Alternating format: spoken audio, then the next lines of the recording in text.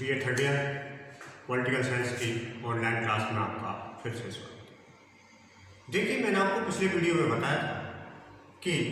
भारत की विदेश नीति के जो चरण है उसमें प्रधानमंत्रियों के आधार पर मैंने उनके कार्यकाल और अंतर्राष्ट्रीय क्षेत्र में होने वाली गतिविधियां, विदेश यात्राएं या व्यापारिक या राजनीतिक संबंधों के बारे में बताया। इसी के तहत अगला जो आपका चरण है वो भी इसी प्रकार से प्रधानमंत्रियों के आधार पर ही निर्धारित है और इस आधार पर ये बताया जा रहा है कि किस आधार पर किस प्रधानमंत्री ने कितने देशों की यात्राएं की, अंतर्राष्ट्रीय क्षेत्र में उनकी क्या गतिविधियां रही हैं और उसी को आधार मानकर अपन मानते हैं कि नेक्स्ट प्रधानमंत्री हैं प्रधानमंत्री PV नरसिम्हा राव और भारत की विदेश नीति। इनका शासनकाल देखिए कि जनवरी 1991 से मई 1996 तक ये प्रधानमंत्री पद पर। विशेष तौर से अपन ये मानते हैं कि कांग्रेस की ओर से जो प्रधानमंत्री पद के दावेदार के रूप में नियुक्त किया गया था वो PV नरसिम्हा राव को निर्धारित किया। हालांकि इससे पूर्व जो प्रधानमंत्री थे वो तीसरे मोर्चे के आधार पर उन्होंने विदेश नीति का संचालन किया, लेकिन अधिक समय तक नहीं रुकने के कारण या उन्हें विश्वास प्राप्त नहीं होने के कारण उन्हें शीघ्र ही अपने पद से त्याग करना पड़ा। देखिए, इनके शासनकाल में विदेश नीति की यानी प्रमुख विशेषताएं क्या हैं? तो पहला है कि भारत और संयुक्त राष्ट्र संघ। विशेष तौर से अपन मानते हैं कि PV नरसिम्हा राव ने संयुक्त राष्ट्र संघ की 50वीं वर्षगांठ के समय संयुक्त राष्ट्र संघ ने भारत का प्रतिनिधित्व किया और महासभा के समक्ष अपने कुछ सुझाव प्रस्तुत किए। इसके बाद देखिए कि भारत और गुटनिरपेक्ष देशों का संघ। अपन ये मानते हैं कि गुटनिरपेक्ष देशों के आंदोलन को विशेष भूमिका देने वाला केवल एक भारत ही था और सितंबर 1992 में इंडोनेशिया की राजधानी जकार्ता में 10 लाख गुटनिरपेक्ष आंदोलन आयोजित किया गया था और उसमें PV नरसिम्हा राव ने भाग लिया। अंतर्राष्ट्रीय क्षेत्र की गतिविधियों के बाद या अपन ये कह सकते हैं कि शीत युद्ध की समाप्ति के बाद यह पहला गुटनिरपेक्ष आंदोलन था। इस पर गुटनिरपेक्ष आंदोलन की प्रासंगिकता के बारे में अधिकांशतः ऐसा सोचा जाने लगा कि शीत युद्ध की जब समाप्ति हो चुकी है तो ऐसी स्थिति में गुटनिरपेक्ष आंदोलन का कोई महत्व नहीं रह जाता। लेकिन वैसे देखा जाता है तो इसकी औपचारिकता इसके बाद ज्यादा महत्वपूर्ण होती है, क्योंकि अपन ये जानते हैं कि जहां सोवियत संघ एक प्रकार से शक्तिशाली राष्ट्र के रूप में शीत युद्धकालीन समय में था, इसके बाद आर्थिक स्थिति कमजोर होने के कारण इन देशों के लिए या गुटनिरपेक्ष देशों के लिए आर्थिक सहायता प्राप्त करने के लिए एक दूसरे देशों के साथ में व्यापारिक संबंध स्थापित करना इसकी और महत्वता को बढ़ा देता है। लेकिन इसी के आधार पर गुटनिरपेक्ष आंदोलन के इस 10वें शिखर सम्मेलन के तहत इस बात का निर्धारण किया कि गुटनिरपेक्ष आंदोलन जहां पर जितने भी राष्ट्र हैं वो राष्ट्र या तो विकसित राष्ट्र है या विकासशील राष्ट्र है और इन देशों के आपसी संबंध चाहे व्यापारिक हो, चाहे राजनीतिक हो, चाहे सामाजिक हो या सांस्कृतिक हो, इन क्षेत्रों को बढ़ावा देने के लिए यह आवश्यक है कि इस गुटनिरपेक्ष आंदोलन को और अधिक मजबूत बनाया जाए। इसके बाद देखेंगे भारत एवं सार्क का जो अपन ये मानते हैं कि जो संगठन है वो एक प्रकार से दक्षिणी एशियाई क्षेत्रों का संगठन है। 7 सदस्य राष्ट्र हैं और 7 सदस्य राष्ट्रों में भारत सबसे अधिक मजबूत स्थिति में माना जाता है। सार्क के शिखर सम्मेलन जो नई दिल्ली में आयोजित किया गया था और शिखर सम्मेलन के बाद अपन ये मानते हैं कि 1992 में नई दिल्ली में एक सभा आयोजित की गई जो कि पूर्ण रूप से शिखर सम्मेलन तो नहीं था, लेकिन फिर भी पर्यावरण से संबंधित वार्तालाप करने के लिए नई दिल्ली में एक आयोजन किया गया था, जिसके तहत यह निर्धारित किया गया कि पर्यावरण को बचाने का कार्य अंतर्राष्ट्रीय क्षेत्र का ही नहीं सार्क देशों की भी महत्वपूर्ण भूमिका होनी चाहिए। तो समय है इस पर एक सम्मेलन की चर्चा करने के लिए, हालांकि यह शिखर सम्मेलन नहीं था लेकिन इसके द्वारा लिए गए निर्णय शिखर सम्मेलन से भी अधिक महत्वपूर्ण माने जाते हैं।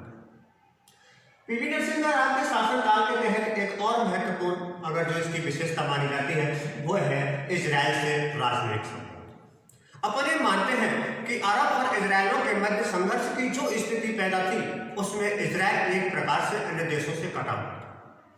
लेकिन इजराइल को सबसे अधिक मजबूती अमेरिका के द्वारा मिली गई थी और यह माना जाता था कि यहाँ पर रहने वाले यहूदियों के हितों की रक्षा का दायित्व अमेरिका।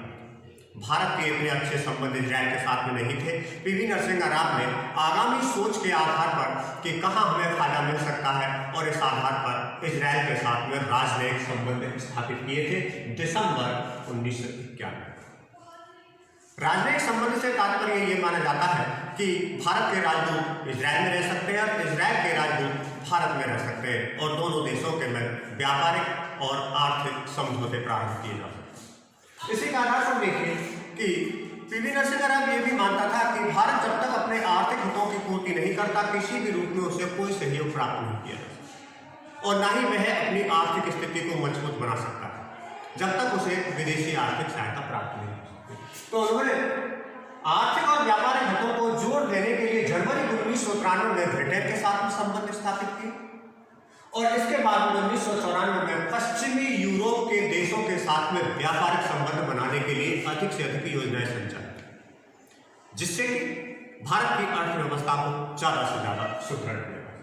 इसके बाद भारत में अमेरिका के साथ में या अपने कह सकते हैं कि अगली जो महत्वपूर्ण विशेषता मानी जाती है वह है भारत और अमेरिका के मध्य किस प्रकार का संबंध है। तो देखिए कि राजनीतिक एवं आर्थिक क्षेत्र में जो समझौते किए गए थे अमेरिका के साथ में वो 1992 और 93 में या अपन ये कह सकते हैं कि 1997 में भारत और अमेरिका के मध्य द्विपक्षीय व्यापार समझौता हुआ और द्विपक्षीय व्यापार समझौते के तहत दोनों देशों के मध्य $7.3 अरब का व्यापार निर्धारित किया गया था जिसमें अमेरिका भारत के लिए निवेश कर सकता है और भारत कुछ चीजों का निवेश अमेरिका में कर सकता है और दोनों को व्यापार की स्वीकृति प्राप्त हुई। भारत यह भी जानता था कि पूर्ण रूप से अकेले अमेरिका के साथ संबंध स्थापित करने से भारत की अर्थव्यवस्था सुदृढ़ नहीं होगी। इसके बाद उन्होंने जापान के साथ में संबंध स्थापित किया या अपन कह सकते हैं राजनीतिक एवं आर्थिक क्षेत्र में जो भी समझौते यानी किए गए जापान के साथ में वो अधिकांश 1992 और 93 के तहत माने जाते। पीवी नरसिंह राव का कार्यकाल समाप्त होने के आगामी चुनावों में किसी भी राजनीतिक दल को स्पष्ट बहुमत तो प्राप्त नहीं हुआ लेकिन अटल बिहारी वाजपेयी के नेतृत्व में सरकार का गठन किया लेकिन यह अल्पमतीय सरकार थी। इसलिए मई 1996 में होने वाले आम चुनावों में अटल बिहारी वाजपेयी को प्रधानमंत्री बनाया गया था लेकिन यह सरकार केवल 13 दिन की चली। हालांकि उन्होंने विदेश नीति के निर्धारण में इस बात का जिक्र किया था कि भारत को विशेष तौर से दक्षिणी एशियाई देशों के साथ जिसे अपन सार्क के नाम से इन देशों के साथ मधुर संबंध बनाए रखना अति आवश्यक है और इसके अभाव में अपन अपनी ना तो सीमाओं की सुरक्षा को कर पाएंगे और ना ही भारत के विकास को आगे बढ़ा पाएंगे। इसके बाद जब सरकार अल्पमत में आ चुकी थी तो ऐसे समय तीसरे मोर्चे के रूप में एच.डी. देवगौड़ा को प्रधानमंत्री बनाया गया जिनका कार्यकाल 1 जून 1996 से अप्रैल 1997 यानी अल्पकालीन समय के लिए ये भी प्रधान। लेकिन इनके शासनकाल में 2-3 चीजें ऐसी मानी जाती हैं जो भारत की विदेश नीति को प्रभावित करती हैं जैसे कि देखिए कि CTBT पर हस्ताक्षर करने से सामान्यतः ये माना जाता है कि CTBT एक प्रकार से एक वह संधि है जो परमाणु हथियारों की कटौती को लेकर है। हालांकि यह इससे पूर्व 1968 में परमाणु अप्रसार संधि के रूप में निर्धारित की गई जिस पर भारत ने सबसे पहले हस्ताक्षर किया। लेकिन इस संधि को पुनः जब व्यापक परमाणु परीक्षण निषेध संधि के रूप में लाया गया तो इसकी कुछ शर्तें ऐसी थीं जिससे भारत ने हस्ताक्षर करने से इनकार किया क्योंकि इसकी विशेष जो महत्वपूर्ण शर्त मानी जाती है वो ये है कि जो परमाणु संपन्न राष्ट्र है वो तो परमाणु संपन्न बने रहेंगे लेकिन आगामी कोई भी राष्ट्र ना तो परमाणु परीक्षण करेगा और ना ही वह परमाणु शक्ति के रूप में घोषित किया जाएगा। जबकि भारत, पाकिस्तान और उत्तरी कोरिया ऐसे राष्ट्र थे जो परमाणु शक्ति हासिल कर चुके थे और केवल परीक्षण करने की देरी थी। इसी आधार पर इन तीनों ही राज्यों ने इस CTBT पर हस्ताक्षर करने से इनकार कर दिया और यही इसी का परिणाम है कि अटल बिहारी वाजपेयी की जब पुनः सरकार आई थी तो उसके तहत उन्होंने पोखरण में परमाणु परीक्षण 11 एवं 13 मई 1998 में किया। हालांकि अमेरिका ने उस समय इस पर यानी कि व्यापारिक क्षेत्र में, आर्थिक क्षेत्र में इन देशों पर आर्थिक प्रतिबंध लगाए थे लेकिन बहुत शीघ्र ही 2001 के बाद इन प्रतिबंधों को वापस ले लिया गया। लेकिन फिलहाल आप देखिए कि एच डी देवगौड़ा के शासनकाल की सबसे महत्वपूर्ण तो ये उपलब्धि मानी जाती है कि उन्होंने CTBT पर हस्ताक्षर करने से इनकार कर दिया और यह 20 अगस्त 1996 को संधि पर हस्ताक्षर करने से इनकार किया। इसके बाद देखिए कि सुरक्षा परिषद की अस्थायी सदस्यता के लिए निर्वाचन। अपन एक मानते हैं कि अस्थायी सदस्यों का निर्वाचन 2 वर्ष के लिए किया जाता है और 2 वर्ष के तहत प्रत्येक राष्ट्र को यह मौका दिया जाता है सुरक्षा परिषद के स्थायी सदस्यों के अलावा कोई भी राष्ट्र अस्थायी सदस्यों के लिए चुनाव लड़ सकता है। लेकिन इसी के आधार पर अपने मानते हैं कि भारत ने जब सुरक्षा परिषद की अस्थायी सदस्यता के लिए चुनाव लड़ा, हालांकि उसे हार हुई और मात्र 40 यानी कि 40 मत प्राप्त हुए, यानी केवल 40 देशों का समर्थन प्राप्त हुआ। हालांकि इसमें हारने के बाद में इस बात का एहसास किया जाने लगा कि भारत की दावेदारी सुरक्षा परिषद के लिए भी मानी जा सकती है। इसके बाद देखिए कि भारत एवं आसियान। अपन मानते हैं कि आसियान एक प्रकार से वह संगठन है, क्षेत्रीय संगठन है, जिसे दक्षिणी पूर्वी एशियाई क्षेत्रीय सहयोग संगठन के नाम से जाना जाता है और विशेष तौर से इस संगठन में 10 सदस्य राष्ट्र हैं, लेकिन भारत इसका सदस्य राष्ट्र नहीं है।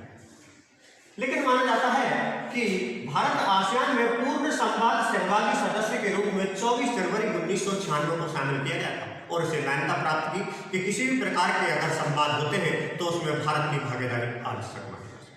यह विशेष उपलब्धि मानी जाती है कि सार्क के बाद में आसियान में भी भारत की महत्वपूर्ण भूमिका होती है। इसके बाद देखिए कि एच डी देवगौड़ा के शासनकाल में एक और है कि एक सिद्धांत जारी किया था जो उस समय विदेश मंत्री के रूप में या वित्त मंत्री के रूप में अपन मानते हैं कि इंद्र कुमार गुजराल। इंद्र कुमार गुजराल ने एक सिद्धांत जारी किया जिसे गुजराल सिद्धांत कहते हैं। इस सिद्धांत के तहत उन्होंने इस बात का निर्धारण किया कि दक्षिणी एशियाई देशों के लिए आर्थिक सहायता जहां तक संभव होगा, जहां तक भारत देने के लिए तैयार है और भारत को यह होना भी चाहिए कि वह दक्षिणी एशियाई देशों की आर्थिक स्थिति को जानता है कि उनकी आर्थिक स्थिति कमजोर है और इसी आधार पर उसे किसी न किसी रूप में सहयोग देने के लिए भारत तैयार है। तो उन्होंने एक गुजराल सिद्धांत जारी किया और यह गुजराल सिद्धांत अन्य देशों की यानी एशियाई देशों के लिए एक वरदान विषय है। लेकिन इसके बाद देखिए कि एच डी देवगौड़ा का समय यानी कि कार्यकाल समाप्त हुआ और इसके बाद में इंद्र कुमार गुजराल को प्रधानमंत्री बना। इंद्र कुमार गुजराल का कार्यकाल अप्रैल 1997 से मार्च 1998 तक का माना जाता है, या पूर्ण रूप से इस समय में उन्होंने अपनी विदेश नीति को किस प्रकार से इस शासनकाल में विदेश नीति की 3 महत्वपूर्ण विशेषताएं हैं जो इस प्रकार के मानते हैं कि भारत और पाकिस्तान की जो संधि वार्ता है वो सार्क सम्मेलन के समय निर्धारित है। दोनों देशों के मध्य 12 मई 1997 में जब सार्क सम्मेलन का आयोजन किया गया था तो दोनों देशों के मध्य कुछ छोटी मोटी घटनाओं या आपसी विवादों को सुलझाने के लिए दोनों के मध्य संधि वार्ता की गई थी। यह भी महत्वपूर्ण देन मानी जाती है कि भारत में आगामी दिनों में दोनों देशों के मध्य कहीं कटुता ज्यादा पैदा नहीं हो और इसलिए इंद्र कुमार गुजराल और यानी सार्क के माध्यम से भारत और पाकिस्तान के मध्य संबंधों में कुछ सुधार। दूसरी महत्वपूर्ण यह मानी जाती है कि भारत और अमेरिका इन दोनों के मध्य एक संधि थी। भारत और अमेरिका के मध्य एक प्रत्यार्पण संधि के रूप में माना जाता है जो जनवरी 1997 में निर्धारित। इस संधि के तहत दोनों देशों में यानी कि भगोड़े या एक दूसरे देशों से पलायन करने वाले ऐसे अपराधी जो 1 वर्ष से अधिक समय तक जेल में रहे और वो बंदी बने, ऐसी स्थिति में दोनों देशों के मध्य एक प्रत्यार्पण संधि हुई जिसके तहत दोनों देश इन अपराधियों को एक दूसरे देशों को सौंप सकते हैं। किसी न किसी रूप में इस चीज का फायदा ये हुआ कि अमेरिका और भारत के मध्य एक सामंजस्य की स्थिति पैदा हुई और अमेरिका के साथ नजदीकियां बढ़ गई। एक तीसरा महत्वपूर्ण जो कार्य है वह है कि इंद्र कुमार गुजराल की नेपाल यात्रा। नेपाल यात्रा के तहत अपन ये मानते हैं कि दोनों देशों के मध्य 1997 जनवरी 1997 में एक विद्युत व्यापार समझौता हुआ। विद्युत व्यापार समझौते से तात्पर्य अपन यहाँ पर ये कह सकते हैं कि भारत के द्वारा नेपाल को कुछ विद्युत आपूर्ति के लिए कुछ समझौते की आवश्यकता थी, या अपन ये कह सकते हैं कि विद्युत व्यापार बनाए रखने की आवश्यकता महसूस की गई और दोनों देशों के मध्य यह समझौता हुआ, जिससे नेपाल की बिजली उत्पादन में वृद्धि हुई और उसकी आपूर्ति में होती है। इंद्र कुमार गुजराल के इस शासनकाल के बाद अपन ये मानते हैं उन्हें अटल बिहारी वाजपेयी के नेतृत्व में सरकार का गठन हुआ, जो अपन कह सकते हैं कि मार्च 1998 से 2004 के मध्य हुआ, जिसका विदेश नीति के आधार विशेष तौर से आंतरिक सुरक्षा के साथ साथ में बाहरी सुरक्षा, परमाणु शक्ति का विकास करना, पड़ोसी राज्यों के साथ मधुर संबंध बनाए रखना, प्रतिभाशाली नेतृत्व के रूप में अटल बिहारी वाजपेयी ने भारत की विदेश नीति में विशेष महत्वपूर्ण योगदान दिया। और अटल बिहारी वाजपेयी की विदेश नीति के बारे में नेक्स्ट वीडियो में आपको पढ़ाया जाएगा। तब तक के लिए धन्यवाद।